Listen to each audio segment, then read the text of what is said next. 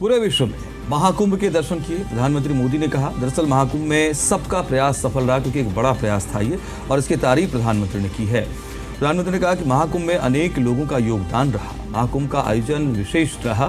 प्रयागराज की जनता का भी पीएम मोदी ने विशेष धन्यवाद किया सफल आयोजन को लेकर के और उन्होंने कहा कि दुनिया ने भारत का विराट स्वरूप देखा।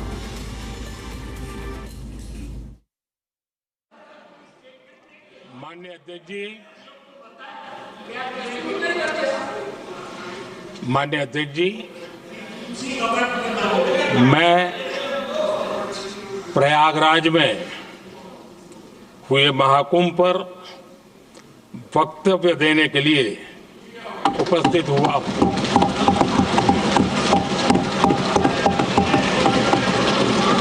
आज मैं इस सदन के माध्यम से कोटि कोटि देशवासियों को नमन करता हूं, जिनकी वजह से महाकुंभ का सफल आयोजन हुआ।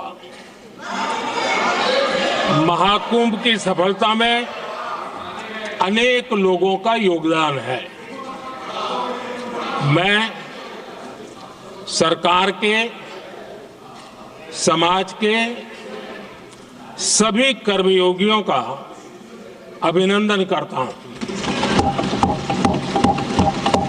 मैं देश भर के श्रद्धालुओं को, यूपी की जनता, विशेष तौर पर प्रयागराज की जनता का धन्यवाद करता हूं। अध्यक्ष जी, हम सब जानते हैं गंगा जी को धरती पर लाने के लिए एक भगीरथ प्रयास लगा था। वैसा ही महाप्रयास इस महाकुंभ के भव्य आयोजन में भी हमने देखा है। मैंने लाल किले से सबका प्रयास के महत्व पर जोर दिया था। पूरे विश्व ने महाकुंभ के रूप में भारत के विराट स्वरूप के दर्शन किए। सबका प्रयास का यही साक्षात स्वरूप है। ये जनता जनार्दन के संकल्पों के लिए, जनता जनार्दन की श्रद्धा से प्रेरित महाकुंभ था।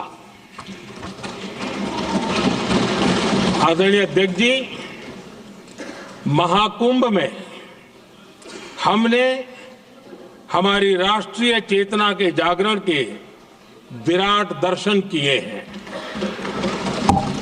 ये जो राष्ट्रीय चेतना है, ये जो राष्ट्र को नए संकल्पों की तरफ ले जाती है, ये नए संकल्पों की सिद्धि के लिए प्रेरित करती है। महाकुंभ ने उन शंकाओं आशंकाओं को भी उचित जवाब दिया है जो हमारे सामर्थ्य को लेकर कुछ लोगों के मन में रहती है। अध्यक्ष जी, पिछले वर्ष अयोध्या के राम मंदिर प्राण प्रतिष्ठा समारोह में हम सभी ने ये महसूस किया था कि कैसे देश अगले 1000 वर्षों के लिए तैयार हो रहा है। इसके ठीक 1 साल बाद महाकुंभ के इस आयोजन ने हम सभी के इस विचार को और दृढ़ किया है। देश की ये सामूहिक चेतना देश का सामर्थ्य बताती है।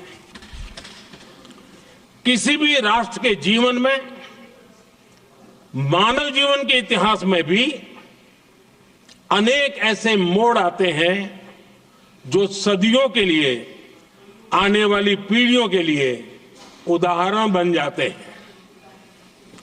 हमारे देश के इतिहास में भी ऐसे पल आए हैं जिन्होंने देश को नई दिशा दी, देश को झकझोर कर जागृत कर दिया।